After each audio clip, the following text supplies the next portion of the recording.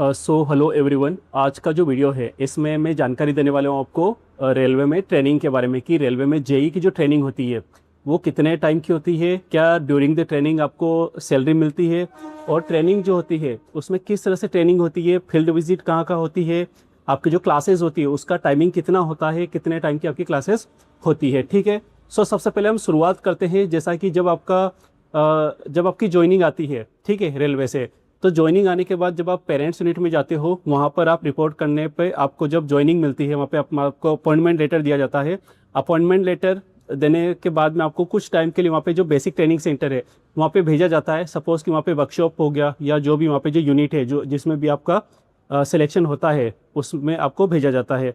उसके बाद next process क्या होती है कि वहाँ से आपका जो ट्रेनिंग सेंटर होता है, जैसे कि जो सुपरवाइजर्स ट्रेनिंग होता है वहाँ पे भेजा जाता है। मतलब बीटीसी जो बेसिक ट्रेनिंग सेंटर होता है वहाँ से आपको सुपरवाइजर्स ट्रेनिंग सेंटर जो है एसटीसी वहाँ पर फर्दर ट्रेनिंग के लिए भेजा जाता है। सो बेसिकली आपकी जो ट्रेनिंग होती है रेलवे जेई की वो होती है 1 साल की। ठीक है। अब 1 साल की जो ट्रेनिंग होती है उसमें सबसे पहले हम बात करते हैं कि ट्रेनिंग के दौरान आपको क्या क्या फैसिलिटीज़ मिलती है और किस तरह से ट्रेनिंग चलती है। तो सबसे पहले हम बात करेंगे फैसिलिटीज़ के बारे में। जब आप ट्रेनिंग के लिए जाते हो तो वहाँ पे आपको रहने के लिए हॉस्टल की फैसिलिटी होती है, आपको खाने के लिए मेस की फैसिलिटी मिलती है नीचे। ठीक है। जैसा कि मेरा जो पिछला जो वीडियो मैंने अपलोड किया था उसमें मैंने बताया था कि हॉस्टल जो है उसका कोई चार्ज नहीं होता है, वो फ्री ऑफ कॉस्ट होता है, लेकिन जो मेस फैसिलिटी होती है उसमें आपको चार्ज देना पड़ता है। ठीक है। सो वो अलग अलग ट्रेनिंग सेंटर पे अलग अलग चार्ज होता है। ठीक है। इसके बाद हम बात करते हैं क्लासेस के बारे में। तो क्लासेस के बारे में बेसिकली जैसा कि जो क्लासेस होती है वो क्लास का टाइम होता है मॉर्निंग में 9:30 पे, मतलब कि 9:20 पे आपको जाना होता है क्योंकि आपका प्रेयर होती है। उसके बाद में आपकी क्लासेस 9:30 से स्टार्ट होती है तो वो चलती है 11:15 बजे तक, मतलब 11:15 तक। 11:15 पे आपका टी ब्रेक होता है 15 मिनट के लिए। ठीक है। अगेन आपकी 11:30 से जब क्लासेस स्टार्ट होती है तो वो चलती है 1 बजे तक। ठीक है। फिर 1 बजे आपका लंच ब्रेक होता है, आप लंच ब्रेक के लिए जाते हो। एंड देन अगेन 2 बजे से आपकी वापस क्लास स्टार्ट होती है जो कि चलती है 4:30 तक। ठीक है। मतलब 4:30 पर आप फ्री हो जाते हो। उसके बाद आपको जो भी स्पोर्ट्स एक्टिविटीज़ करना हो या पढ़ाई करना हो, जो भी करना हो उसके लिए आप फ्री हो। ठीक है। इस तरह से ये डेली का रूटीन होता है।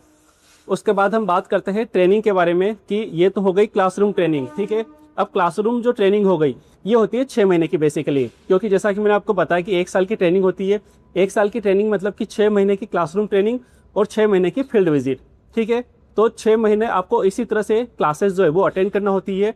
अलग अलग जो ब्रांच होती है, जैसा कि जो ट्रेड होती है, मतलब कहने का कि जैसे मेरा अगर डीजल अगर ट्रेड है तो मेरा डीजल ट्रेड में जो है वो ट्रेनिंग होगी। अगर किसी का कोई अगर मान लो कि टीआरडी वाला है या अलग अगर किसी का अगर ट्रेड है तो उनकी ट्रेनिंग उसमें होती है। ठीक है। तो जैसा कि हमारा जो डीजल है, डीजल में बेसिकली जो ट्रेनिंग होती है उसमें 12 एमआरटीज होते हैं और 2 एमडीटी होती है। एमडीटी मतलब कि थ्योरी स्पेसिफिक ट्रेनिंग होती है और एमआरटी मतलब उसके अलावा जो होता है थ्योरी स्पेसिफिक के अलावा वो सारा मतलब एमआरटी में आ जाता है, मतलब 12 एमआरटीज और 2 एमडीटी। ठीक है।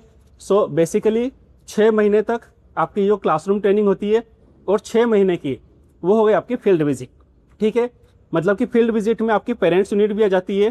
ठीक है। मतलब कि लास्ट के जो 2 महीने होते हैं, जैसे कि आपको जब 10 मंथ एसटीसी में कंप्लीट हो जाएंगे उसके बाद जो 2 महीने रहते हैं लास्ट में वो उस टाइम पे आपको भेज देते हैं जहाँ पे पेरेंट्स यूनिट में। ठीक है। तो इस तरह से ट्रेनिंग चलती है।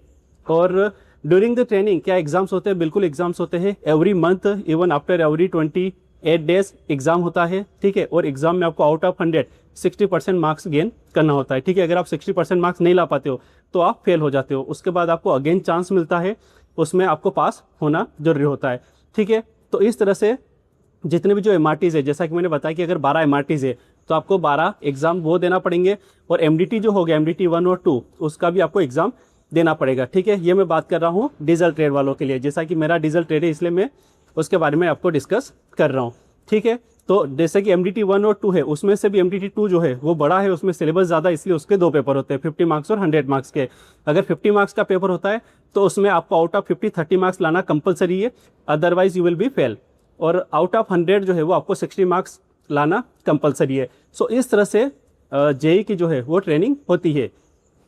सो आई होप दैट कि अब जो है आपको ये क्लियर हो गया होगा कि जो ट्रेनिंग होती है वो कितने टाइम की होती है, किस तरह से ट्रेनिंग होती है। और इससे रिलेटेड अगर आपको और भी कोई डाउट हो या आप चाहते हो किसी टॉपिक पर वीडियो बनाना, सो प्लीज़ हमें कमेंट करके पूछ सकते हो या हमें बता सकते हो, so that I will be able to make video on that topic. So thank you for watching this video.